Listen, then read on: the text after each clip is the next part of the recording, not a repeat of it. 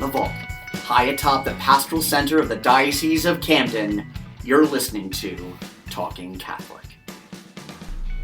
Hi, everybody, and welcome to another edition of Talking Catholic. I'm Jen Mauro, and with me today, as always, Mike Walsh. Wow, did I give you a hot mic to start this? I know. It nearly blew out my ears. You literally had a reaction where you kind of yanked back, like my shrill dog voice in your ears. I hope I fix that in post before people listen. Yes, I am here, and this is a very exciting day for us for a couple of reasons. I'm very excited about our guests. I've actually wanted to have our guests on since we started this podcast 5 years ago. But we're also excited because you and I oversee two award-winning elements of the Diocese in Camden, which is the Catholic Star Herald and the Communications Department. We had a great experience virtually at the Catholic Media Association conference in Portland, where our two entities brought in 16 awards. 16. I was so excited. I stayed up till like 1 a.m. to see all of the awards, and there they were. Yeah, it was great. It was wonderful. You've probably heard us talk about the Catholic Media Association's media awards. They cover all of broadcast journalism and print journalism, and then the work we do in communications departments, all the different elements that we work on. And we were blessed to come away with a nice big haul. I'm not saying that the Diocese of Camden got more awards than the rest of New Jersey collectively. However, that may actually have been the case. And I'm kind of excited about that. And I will be honest with you, I'm a little prideful about it. I am. I'm sorry. We did a great job, and we've had a great year last year. Yeah. And it's we work with great people, and it was really wonderful to see them recognized. Yeah, actually. So what's pretty phenomenal about that also is, like you said, Mike, that it's not just New Jersey; it's across the nation and Canada. Right. So the fact that we took home 16 awards, and we have 11 members on our staffs combined.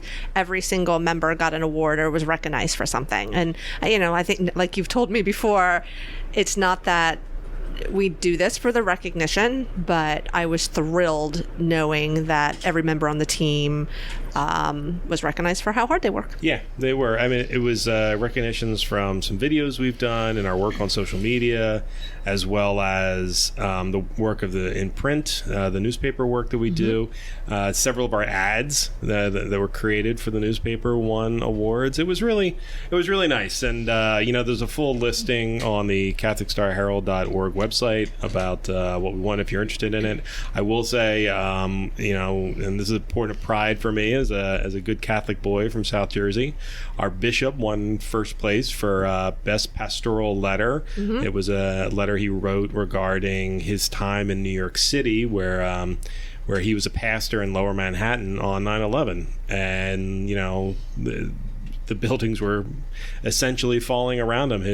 He was a few blocks up from where the attacks happened, and he ended up hosting. He and his parish ended up hosting evacuees and military for months on end. Because of what had happened. They were without electric and internet for months. It was an incredible experience, and it's a great letter, but the letter is really amazing because of the pastoral nature of it. And as we've talked about before, one of the things we like about our Bishop Dennis Sullivan, is the fact that he has a very pastoral nature to him.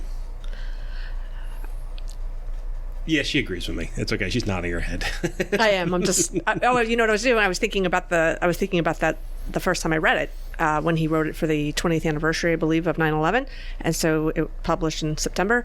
And I just remember reading that pastoral message, thinking how descriptive it was. Not literally for what was happening, but also the months following, and how he walked with so many people, and from the first responders to families who had lost loved ones. So I definitely recommend anybody who can go check that. You can read it again on Catholic Star Herald. Yeah, no, it was a great experience, and the Catholic Media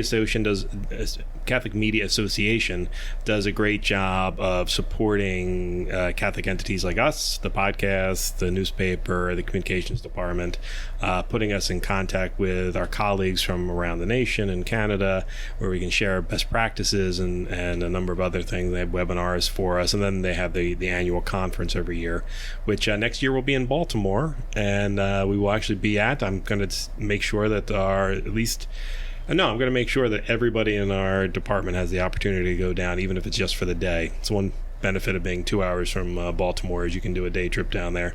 So it's a great experience. And for those of us who are listening, and you might be in the communications field, or particularly the Catholic communications field, if you aren't a member of the Catholic Media Association, I do recommend it, because it's a great opportunity to have colleagues. We have very unique jobs, and it's easy to kind of get lost in our jobs. And as Jen has learned in her time here and prior, that sometimes it's good to be able to talk to people who you work with in that industry to discuss the trials and tribulations of, in our case, being a Catholic communicator. Definitely. Yeah. And best practices and, the faith stories that you learn along the way. Yeah. Speaking about awards, I think there were some other pretty important awards that might want to be recognized. There was at least one. If any long-time listener of the podcast will know that I have been, as our former co-host used to say, I'm rather salty about it. The fact that our little pokey podcast here had never been recognized. And our Talking Saints podcast, hosted by Lori Power and Pete Sanchez, have been at that time awarded twice. Now awarded three times. They won best podcast series on talking on their podcast about saints. They were right behind the Jesuits. The National Jesuits Organization has their own podcast, and they took second place to that. However, this pokey little podcast finally got an award. We received second place for best diocesan podcast. Actually, I don't remember if it was best podcast or best diocesan podcast. I can't remember, but but the Jesuits came in third behind us in that one. I can't remember who won first, though. He says with a grin. Well, that's because the Jesuits, I'm very fond of the Jesuits in general, but in particular because the person who hosts the two Jesuit podcasts is Michael Jordan Lasky, who is a former colleague of mine from my early days here in the diocese. He was our Life and Justice director, and he has moved on to the Jesuits, and I am very happy to see that he's the person that we are either beating or losing to as we move along. It's good stuff. But yes, and we were recognized particularly because the judges said they like our how do they put it? I think they said something like, it's a very authentic conversation. Yes. It's not forced. It's, we don't do any hyper editing around here. It's just a nice little chat amongst friends. We hardly do any editing. No, very rarely do I edit anything. And if you listen to the last podcast, you'll know why. That was the last podcast we did was the last podcast we did was a carnival podcast, and my co-host Carrie Janice specifically asked that we do it in the midst of the carnival so you could hear the sounds of the carnival coming through, and sure enough you could hear the sounds of the carnival. I loved it. I was listening to it in the car. You could hear all the noises in the back. I wanted to just pull over and get some funnel cake somewhere. It took me right there. It was a great podcast. Well, I hope people weren't offended by the extra sound in the background, but it was a great podcast, and the people who were there were actually fun to listen to, fun to chat with. So I guess with these awards, so next time that we do the podcast together, I'm going to introduce it as Talking Catholic, the award-winning podcast. Or the award-winning Talking Catholic podcast. Sure, sounds good. There we go. Yeah, either way. Did you like how I edited you there in real time? That was nice. Mm-hmm. That's what my day is like every day, everyone. Yeah, I think that's great. I'm doing that from now. I didn't do it this time because spoiler alert, but now that you've announced it. Yes, we are the award-winning podcast of Talking Catholic. Yes, I'm very excited about it. So yes, to everyone who's ever talked to me about it and me grumbling about the fact that we were never recognized for our truly great podcast, now I can say that we've been recognized. Now I'm just bitter that we didn't win first place. Oh no! Oh no! You're gonna totally make me step this up now. All of the co-hosts are gonna be like, we have to step up our game even more. He's got to win first next year. You're the one that got Mark Wahlberg on this year, so maybe that'll be the thing that pushes us over. So that's what we were missing, was a celebrity guest. Is that what we were missing? So since you got what was that in April, March, something like that? Yeah, something like that. March, I think, actually. March. Yeah. So who knows? Maybe Mark Wahlberg pushes to first place. I'm definitely submitting it. I'll tell you that. Yeah, that's what you should. Awesome. Well, talking about award-winning, we have some award-winning ladies on the podcast today. Careful. Very excited. Oh, that's right. They're award-winning. They are. I forgot about that. Wait, what? I was just saying because I really enjoy working with these women. No, they are all recipients of the Bishop's Medal. They were earlier in October of last year. Correct. They are, in fact, award-winning guests. I love right. that. Okay, there we go. There you are. All right. So this is a podcast that I've been, like I said in the beginning, that I've been wanting to have for forever. I can't say that our guests have wanted to be on it for forever because it's usually fighting me tooth and nail. But it's somebody, these are three people that I work with on a semi-regular basis, and they are the people that I probably love the most in the diocese. And because they do a great job of taking care of me, and I do my best to take care of them. It's a great symbiotic relationship. Well, but they have very hard jobs. I'll tell you right now, I'm very thrilled and honored they're on the show because I respect these three women tremendously. So should I introduce them or would you like to? Nah, you're good. All right. I've talked enough. Okay, we have Dolores Orihel, the Bishop's Secretary and Secretary to Vocations Director. We have Anna Summers, the Secretary to the Vicar General and the Chancellor. And we have Susan Patullo, the Secretary to Vicar for Clergy, all for the Diocese of Camden. Welcome. Hi, ladies. Hi. Thanks for having us on. Yes. I'm not surprised that Dolores was the first and the loudest. I was going to congratulate you too, Michael, on all your awards. See? No, I won't. No, I won't. She takes it back. And this is why we love these women so much.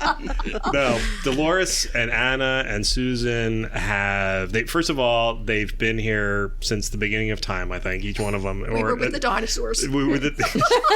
Secretary. Exactly. Susan and Anna in particular have been with the diocese for a very long time. Dolores decided to work in a high school for a little while and then showed up. But each of you have been here, so Anna, you've been here, I know there was a little break where you did some parish life, but you started in what year in the diocese? With it, 1969. 1969, before I was born. Good to know. You have to say that. I really Mike, do really? every time. Like, you're already just jumping out of the gate with women and ages and numbers. Excuse me, I weigh 250 pounds. I don't care about any of that stuff. I'm not telling you what I weigh. Yeah. On second thought, let's go back to the ages. Let's go back to how many years we were. Susan, you started in the diocese. I know you took some time off in the middle too, but you started what year? 1971. 1971. And Dolores, you started at Paul VI High School when? 1991. 1991. And then you came to the diocese when? 2003. 2003. Now, you have all seen a lot of bishops come through in that time, right? Yes. Yes. And you have strong opinions on all of them, right? Yes. And am I going to ask you about any of that? No.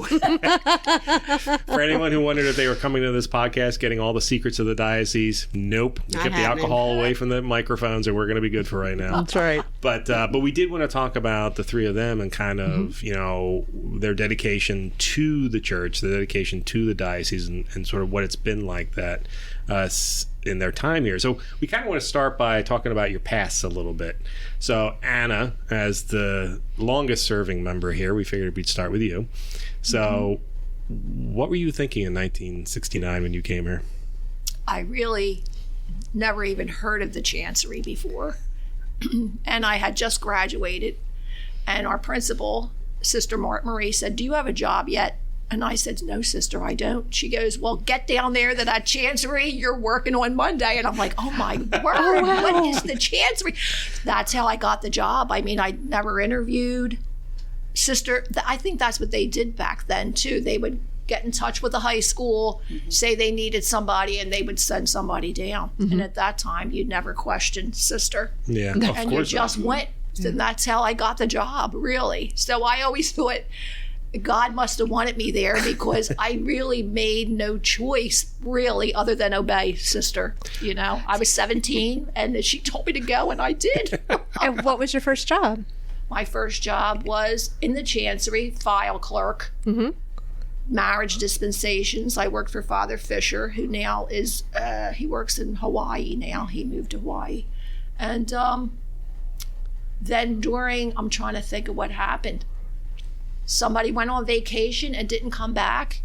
and they needed me upstairs, and they said, go upstairs, and that's how I got to work for the chancellor, Monsignor Moliterno. Somebody didn't come back, and they needed somebody to do his work, so I went upstairs, and I worked for Monsignor Moliterno, and that's when Bishop Guilfoyle was up there as well. So that's how I started, and I've been in the same spot. Actually, when I came back, my same dictionary was at my desk. My name was crossed out. My maiden name was crossed out, and I put my married name at my desk, and I still have that dictionary there from 1969.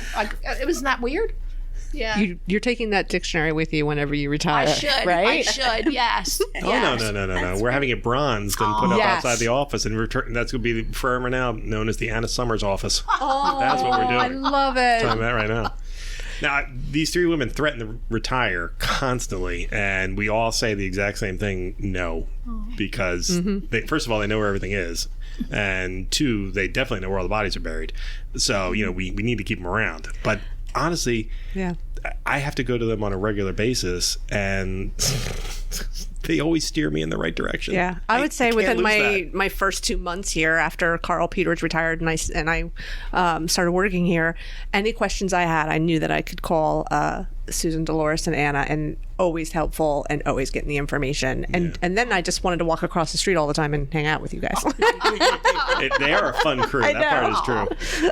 I never felt shy to do a pop-in over here, I'll put it that way. So, Susan, you joined in 1971. Yes. And what was your first job here? I worked in the finance office. I had the same thing as Anna, my teacher. I was still in high school in senior year, and I had secretarial classes. And Sister Michelle called me up to her desk and said, "You have a job." I said, "I do?" "Yes." "But where?" She said, "The Chancery."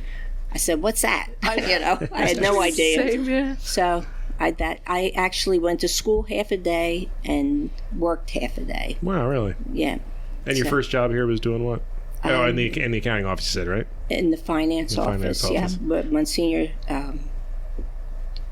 Herron was the director there, and I was there till I left to have my first child. Yeah. And then 10 years later, I went back. Same job in the accounting department? No, I actually went through I worked in the long-term care department. I worked in the chancery, and now I'm in the clergy office. Right. So they just keep moving me around. But welcomed you back with open arms from the sounds of it. I guess, Yeah. yes. Mm-hmm. What's long-term care department? That was when we had the nursing homes. Ah, okay. So long-term care. Then we had three or four. I don't even remember. Three, I think. Yeah. But yes, because the boss that worked with me with Monsignor Herron, he actually became the director of the nursing homes, and then he would call me can you just come in for just a couple weeks and do this and do that? And little by little, I stayed. Yeah. Yeah. That is how it happens. Mm-hmm. Which is why I make sure they all lose my phone number when I leave the place. Oh, stop you. That'll happen here. Don't worry about it. So, Dolores, first question to you is, what brought you to Paul VI, and then how'd you end up here? Paul VI was in the newsletter. The job was posted, and I, at that time, was unemployed. And a friend of mine called me up, and she said, "They're hiring a secretary in the discipline office at Paul VI. Why don't you apply?" I was like, "Yeah, all right." So I did. I didn't get the job. Oh. No. But Sister Marianne was so impressed with my resume that she called me back for a second interview for guidance, and I got that job. But I was not told by a nun to come to the chancery to work.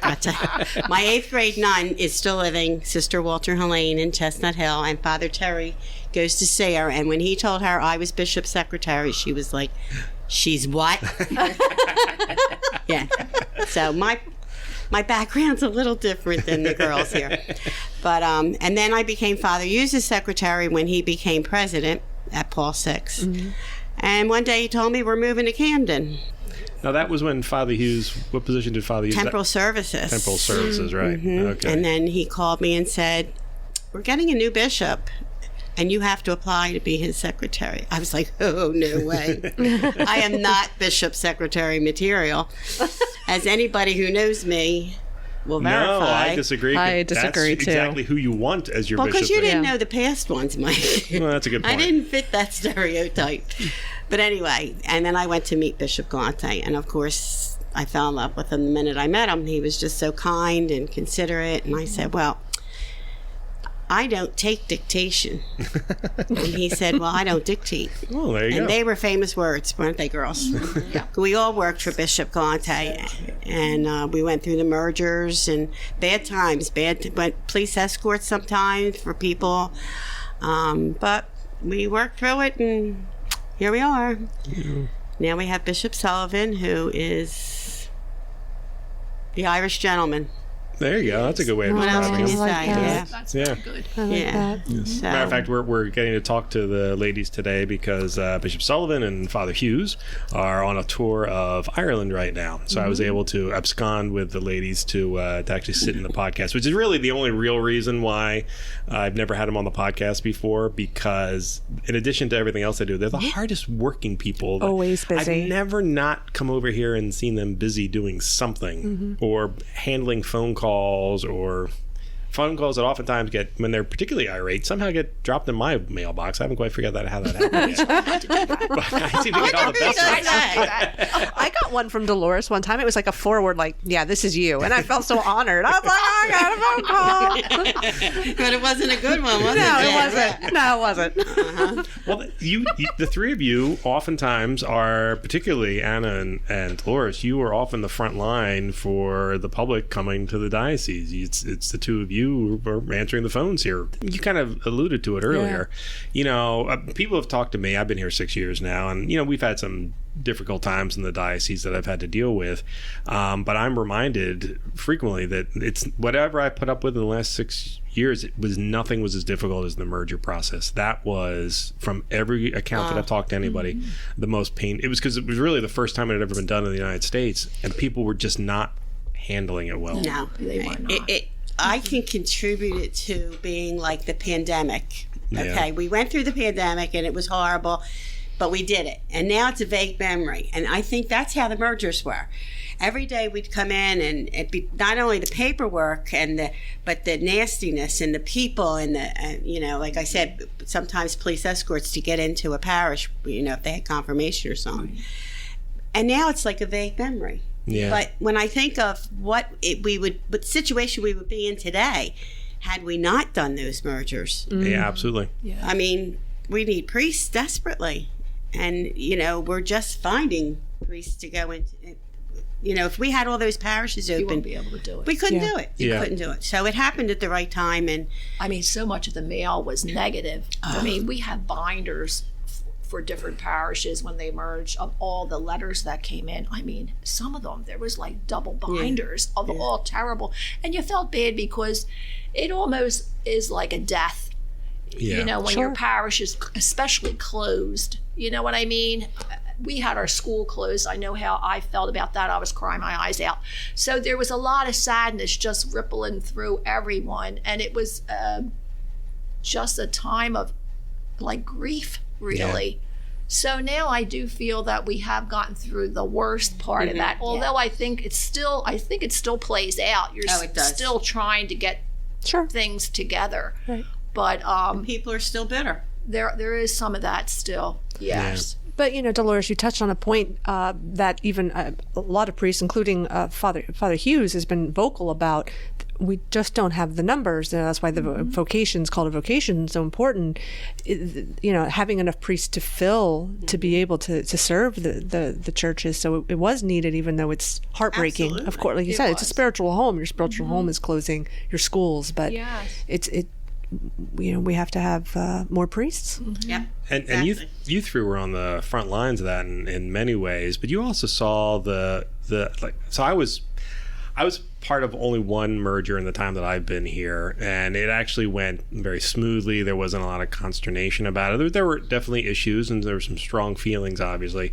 But I think because we had gone through the merger process 8 years earlier, it happened around 2016 when I was here, it actually was a fairly seamless experience.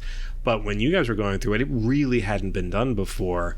And I think that out in the parishes, you know, there was this feeling that you know, it was the uncaring nature of the diocese and just shutting things down. But that wasn't the case at all. No, this was something that not. the bishops and the vicars were really they were just as upset. I mean, Yeah. they were very upset to have to do that, really. You Yeah. know, they took no joy in it whatsoever.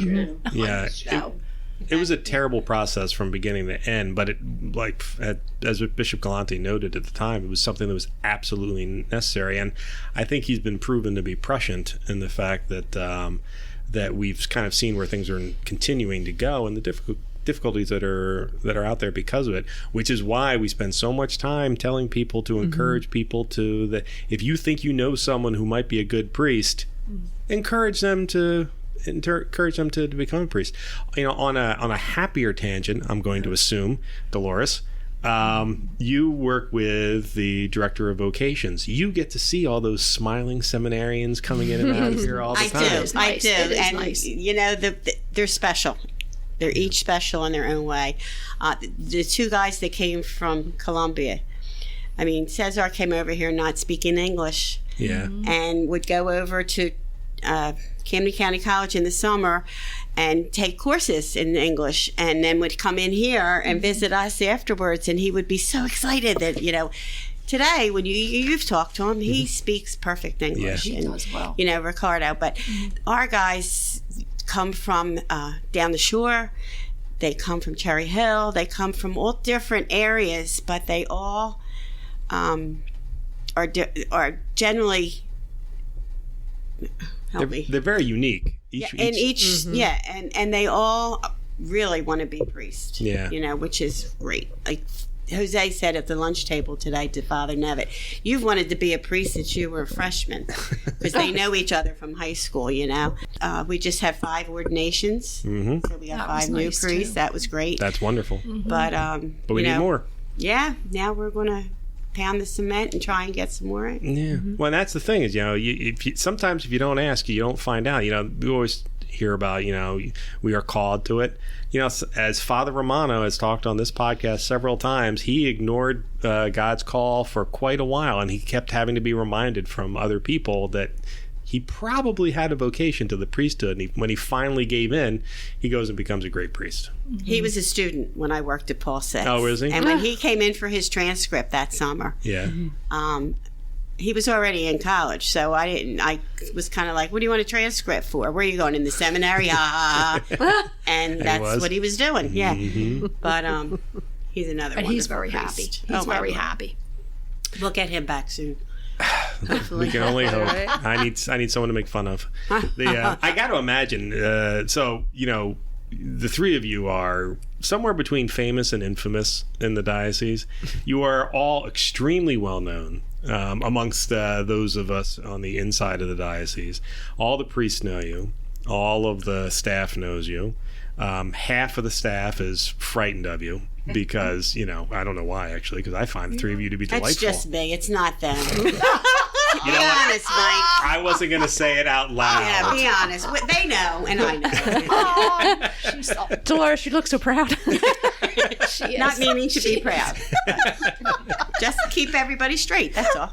Well, okay, so Yes. this is the, you know, I actually kind of meant to lead with this, but the 3 of you, for each of your areas, are essentially the gatekeepers. And that's a very difficult job to have. I mean, you know, you get a lot of happy phone calls. You get a lot of good phone calls. You get phone calls just to the normal rigmarole, and then you get a lot of negative calls too.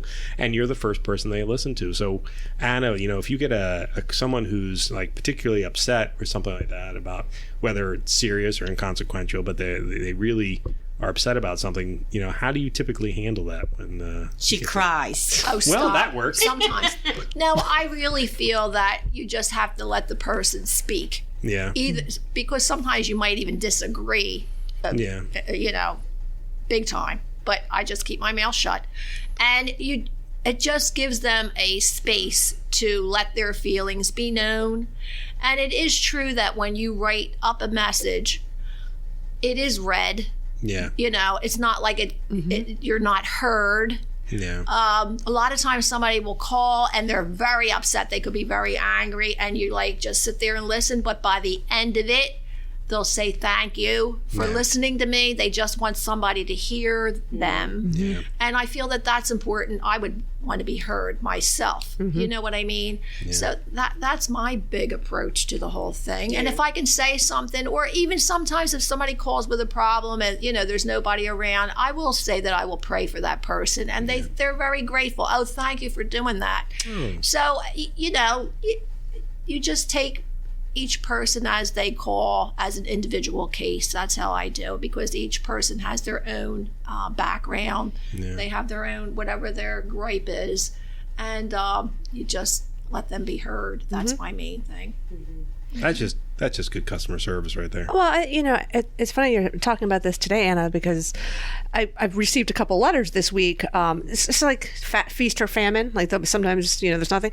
And I was reading all these last night saying, you know, somebody took the time to write these, and I'm honored, whether they're, you know, happy or not happy. Either way, I read them and I sit down and sometimes I respond, sometimes it doesn't require a response. Somebody took the time. Yes. Like you said, they took the time to call. They just want to be heard. And I'm honored if they write. I mean, I'm sure you're like, oh, I don't want to, you know, sometimes. But, you know, that's what we're called to do. That's and that's what the Synod's all about right now, too, is listening. So I'm very curious, just to change subjects a little bit. With all three of you women, you know, you've been in the church a long time, been working for the church a long time. How have you seen it change? I mean, we're talking 1969 to today? Well, I myself remember when the Second Vatican Council was going on, and the priest turned around, used to say Mass with his back facing you. And I remember the Sunday that he was turning around, I made sure I was in the front row. I was so excited to see this. I'm like, oh my word. And then little by little, they brought in, you know, they started, I think, with the Our Father being in English, and little by little, but it was very, very exciting for me. I loved it. I really did. And just watching the changes of, like what you brought up before, the women in the church. They have different positions where they did not have those before, you know. Well, the education has come a long way too, because now women are more educated, you know, even in church subjects, you know. So it really has been wonderful to see, I think. And even the people working at the diocese, when I came back after being home with my kids for 10 years, I was amazed that the women had a director position, or, you know, in our diocese, which was very different. You know, it was all men or priests, which was, you know, unusual to have a woman, you know, director. A lot more laity, really, because before it was mostly priests. It was mostly priests, had all the positions in the chancery, in the diocesan center. And now you have a lot of lay people. Yes. A lot of lay people. Did you find that inspiring or hopeful for... Yes. Yeah, I think it was great, you know. You don't have to be a certain person to be able to get that job. Anybody can if you have the quality to, you know, to do it. Because you do have the laity who they're people of great faith. And that's what you want. Yeah, absolutely. They're faithful people. And I feel anybody, no matter what walk of life, whether married, single, priesthood, religious, you're inspirational if you do your job well and you're faithful to your walk in life. That's how I look at it. So you could be inspired by a good priest. You could be inspired by a good layperson. Right. You know what I mean? Yeah. And it all makes a very nice picture when it's all together. I also think it's really interesting that it was a religious sister who recommended, you know, everybody on this podcast that's today. True. You know, That's true. it was a sister pushing, saying, "Hey, you're going to do this," or "Hey, why did you ever think about this?" Yeah, I love that idea. Yes. That, you know, just seeing something in you, just like priesty and religiously. I like that. I remember when I've had a sister in my church who inspired me to even become Catholic. She was a family friend, before my church. So, and then she said, "Why don't you even just come? You know, just come check out the RCIA class." And then I got hooked, and then became fully Catholic. Well, that was the invitation. You're talking about the priesthood. Yep. That was your invitation. So an invitation does go a long way. That's weird. None of the women religious ever invited me to anything. I was invited to be quiet a lot. I know that. I remember that in high school. Sister Gertrude Mary and Sister Mary Gerald both, from time to time, asked me to stop talking. That's all. That's the only invitation I got. I should mention that Anna and Anna's daughter Anna and I went to high school together, and I've often said that I wonder if Anna had wished it was me instead of Anna's actual husband that proposed. But that's okay. I never. It's all right because Anna and I were Anna Summers. She and I were in every homeroom together, every class together. I've loved Anna ever since. Loved in the platonic way. Right. I loved her ever since I first met her freshman year. It's a great family. The Summers family is renowned in the greater Gloucester City, Brooklawn area, actually. Don't say what it's renowned for. All you need to say is Summers. That's it. And then it's usually followed by which house or which bar. That's it. No. But they actually... I will say, and this is probably letting a little too much out, that I started following Anna's daughter, Anna, many years ago, not just to catch up with her and stuff like that, but also because I really miss the family hysterics. Like, they have a family crawl that they take where each house, what was the last one? It was like, each house you have decorated in a certain theme, right? We have themes for every year. Yeah. Yes. This year it's going to be famous thieves. Famous thieves. Thieves. Oh, I like that. Yeah, so you could do, say, like Robin Hood. You can do, like, just a burglar. Like, there's a million things you could do. So that's this year. That is the Summerses are a very tight-knit family. Wait, this is for Halloween? No, this is just for our house call. This is just something they do. Oh, I'm sorry. I didn't mean. I was going to do maybe Father Time because he stole my youth. Oh, my goodness. I love that. That is awesome. Outstanding. So, Susan, you've got to work with or be a part of the priesthood. So whereas Dolores in her time here has been working with a lot of seminarians, you've been a part of working with a lot of the priests, sort of as they migrate through their career. Right. You're their records holder. As you've gotten to know these guys as they've gone along, I mean, when they start retiring or as they move through or they achieve certain things, like Father Romano now is the head of was admissions at the NAC in Rome. Have you felt anything personally about that as you've gotten to know some of these guys? Well, I always feel like they're such wonderful men. I really do think that. And when they change and go to something different and they do so well, it's really nice to see. Really? It is. Because they're all, I don't know, not that they're like my children, but I just feel like you get attached. You do get attached. And that's part of my reason why I don't know if I want to retire or not. I keep thinking about it. Thank you, Susan. Yay! I mean, well, I have to eventually, but I'm just saying. No. We'll keep a couple of coffins down in the basement, and you guys keel over your desk, and we'll walk you out that way. Oh, no. Roll you out anyway. I'm telling you, that's the way to go. Go on your feet at the job. The leading cause of death amongst all elderly people is retirement, so... Oh, stop. Fight it. So fight it. But I hear what you're saying. I mean, how must it be to see some of these young men when they're first ordained and then, follow their career over the years? Yeah. See how they grow? They do. They change. You can see how confident they are after a while. Mm-hmm. Like they look like scared puppies, in the beginning. And they really turn out to be very good priests. Yeah, It's wonderful. It is. Aww. It's funny that you say that because I always say it's funny when you say that when I find something in common with someone. Funny. It's never funny. No. I remember when I was working for Catholic Press for my very first year, and I covered an ordination. And to this day, I feel like those are my priests, because I covered it. I got to know them better, yes, and I follow their careers now because I'm like, oh, those are my priests, those are my guys, because you want it, like you said, you get to know them, you want to see them succeed. Exactly. Yeah. Dolores, you're heartless. Do you feel that way too? Yes. Yes. Thanks, Anna. Anna said I have to say yes.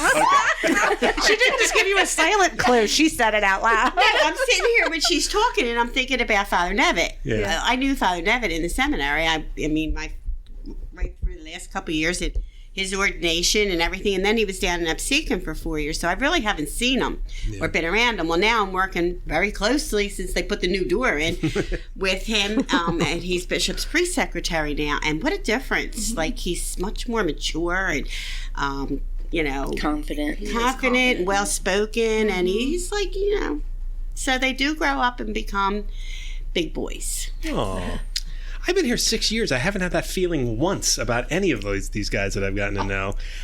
And then so I say that to say this, to your point, Jen, about the benefit of having such great women that we're here working with. I mean, that's a completely different perspective. Like, they seem nurturing. Like, I'm more of a push the bird out of the nest and hope he doesn't die on his way down. Right. Well, that's my point. That's a good thing. But also, Mike, listeners, my niece visited a couple of weeks ago. She's 14. She came into the office. I'm going to ask you to stop this story right now, depending on which direction you're going. Right. Okay. She met everybody on the staff, and you were the last one. Yeah. And when we drove home that day, I said, well, what was it like? She said, looks like you work with a whole bunch of big kids. So, you know what? I said, as Mike would say, you're not wrong. She's not wrong. We are a bunch of big kids. I haven't figured out how that's germane to what I said, but you currently have a migraine, so... Yeah. Yeah. Be nice. Thank you. To whom? Which one of us? Talking about Father You be Nevitt. nice to Jen. Oh, I'm sorry. Doesn't Father Nevitt, hasn't he also been on podcast? Doesn't he also have his own Once. Yeah, he podcast has. show? Father Nevitt's been on once, Yeah. yes. Mm-hmm. And we gave him his own YouTube show, which he did one episode for and never did another one. So I still, going back to that Mary McCusker reference, I'm still a little salty with Father Nevitt right now. Salty. But now that he's one street away from me, I'm going to put that guy to work. I'm looking forward to He'll that. be working, don't worry. He's doing triple the work. Yeah, he's getting ready. Yeah. Being pre-secretary to the bishop is extremely time-consuming and difficult. Yes. Plus, he's now the assistant director of vocations, and I'm giving him his show back and making him do that. So I hope he doesn't need a lot of sleep. Fair warning to Father Nevitt. to Father Nevitt. Father Josh Nevitt. If you're listening to this. Yes. I carry a grudge. However, unfortunately, he is a great guy, and I like him a lot. So he's actually well suited for that, and I think he's going to do great. I'll be honest, the ladies can probably back me up on this. Working in the diocese, I think there's a natural inclination to be some friction between the diocesan offices and, say, the parishes and the schools and stuff like that. But in the time I've worked here, there's not a bad egg in the bunch. There really isn't. Like, even the people that irritate me are really good people. And all they care about is ensuring that we're doing our best for the people of the faith and the people who want to join the faith who aren't currently in it. Like, they're constantly thinking of evangelizing and getting these people into heaven. You may not agree with their methodology. You may not agree with the words that are said. However, that is, for every single person I work with in the diocese, from custodial all the way up to the bishop, that is all they're interested in. It's really aggravating for a person like myself who only thinks of myself, but it is amazing. That's why. Okay, so I'm, all the self-deprecating jokes I make about myself. Right. It's not my fault. It's because of the people I work with, and these three are exactly the same way. All right, particularly the one in the middle, Dolores. She could be my sister or my mother, but we share a personality, and yet she still cares about everybody more than I do. It's beautiful. It's really wonderful. Actually, that kind of makes me think about how often, or how, the longevity of your employment here, how has that helped your faith grow? I mean, you're saying right now, Mike, these women are looking out for people. They're part of the giant evangelization process. Well, so it's how funny. has your faith grown? You don't realize what a terrible question you just asked. Oh, I do. Okay. Well, I'll tell the listeners. So when I first came here, the then superintendent of schools, we were in a meeting or leaving a meeting or something like that, and she's talking to me, and she's like, you actually have to have the most amount of faith when you come here.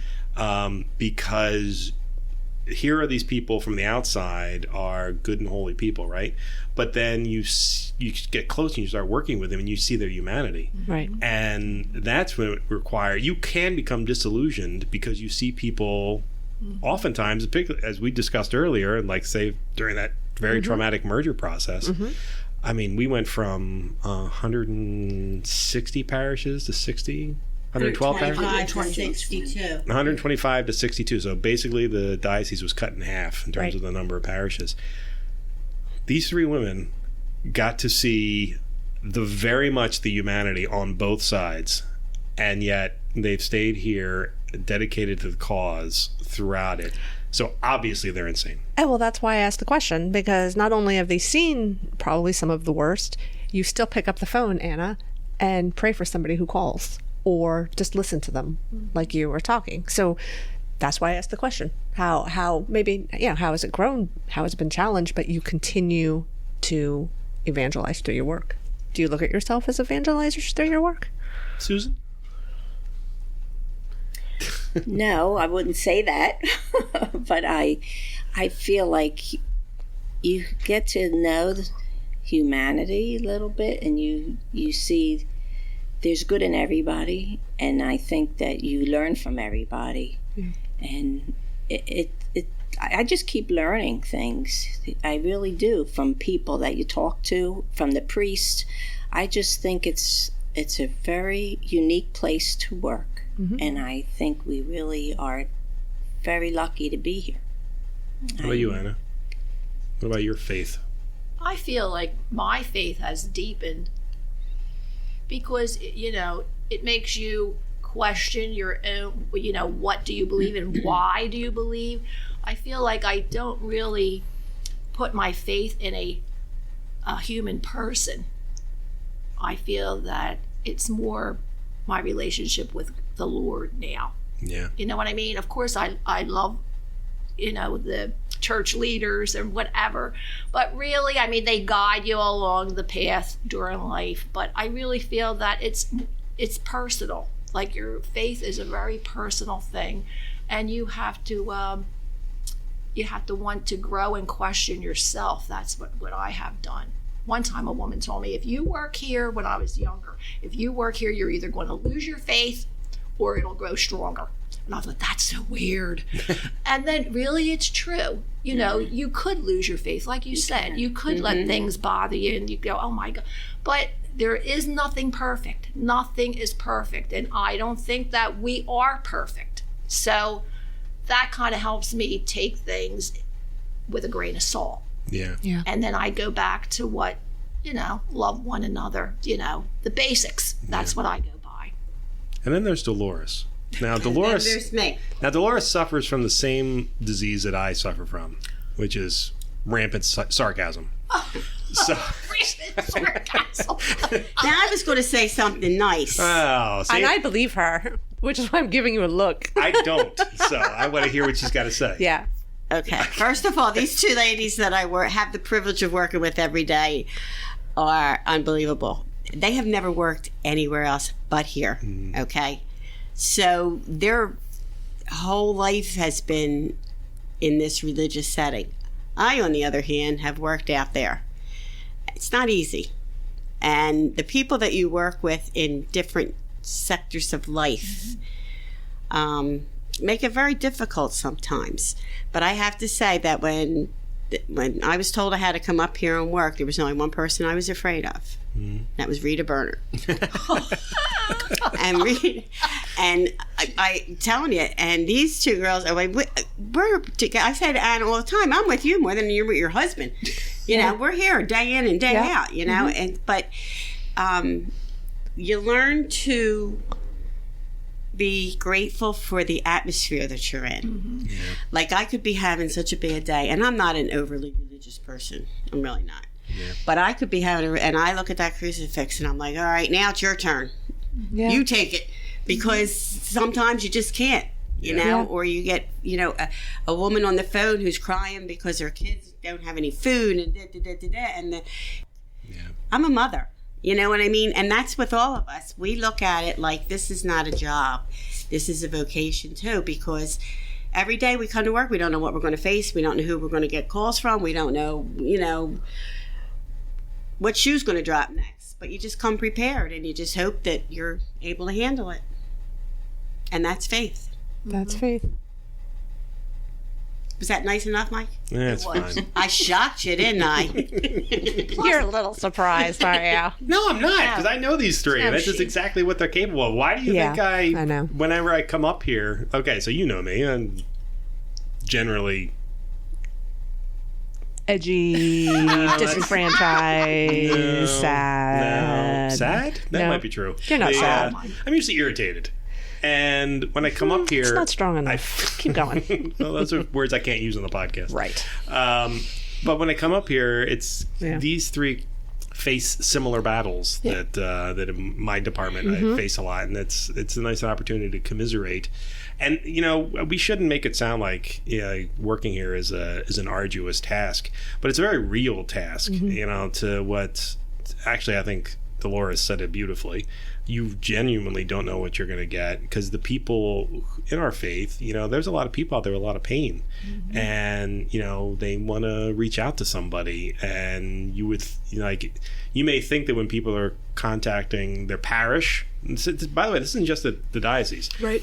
the parish secretary is probably as important as the parish priest when it comes to First line of defense and first evangelizer that people hear from. Exactly. And as Dolores knows, it's the exact same way in the school setting. The school secretary is the first person you're going to talk to, and you want to have that person there who knows, which is why these three are never allowed to retire, who knows how to handle a situation like that, and who to bring in, and when to bring them in, and where to send them. So, it is as much a vocation as any other job in the diocese, and you need to have someone at the handle, or in this case the phone, or the other side of that email address who knows how to handle the situation. So send in your applications now. They ain't going nowhere.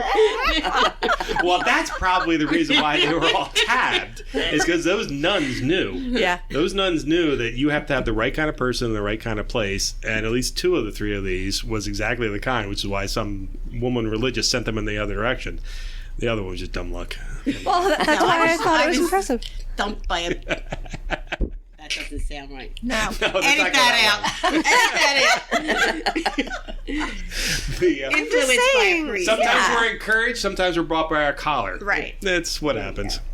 I have to say that most of the people that work in the buildings are all very compassionate, because if somebody has something happening in their life, I mean, there's somebody downstairs whose husband's sick. I mean, there's like a support system where when you come in, people are asking how's it going, and they kind of like give you hope. They're praying. I mean, I can't tell you how many people will pray for you. You say something's wrong in your family. I got yelled at. I got yelled at by multiple priests here, and you, I think, Anna. When my mom was in the hospital, and I didn't tell anybody, because I was like, nobody wants to hear about that. No, I got that's yelled not at by every priest. I turned around. I forget who. I guess it was maybe Father Hughes or. Oh no, it's Father Adam Chahesky. And I said, I don't know, why would I tell you that my mom's in the hospital? And he goes, so we can pray for her? Yeah. And I go, oh, right. Yeah, that's right. I forgot about that part. Okay. You do have a lot of That is. Wait, did you say? Mike is going to save that clip forever. Yes. That'll never get deleted. Edited out. Yeah. Well, listen, I'm not kidding around. I know that, you all want to retire at some point. I just know that will be personally a very sad day when it does happen. And it will be a loss for the diocese when it does, which is why I'm glad that, we finally got around to hanging some medals on you guys in October, just reminding you that how integral and important you were in being here. So I'm very excited about that. I'm also very excited you all agreed to be on the podcast. He says incredulously. even though multiple people told him not to do it. So no, this was a conversation. I like conversations like this because I think it's important for people to know, a little bit of the inner workings and more, the humanity of the people who are here, and the fact that, believe it or not, we actually do care. Not me, but the other. You do. Yeah. Don't spoil your reputation. I hide it under a ton of sarcasm.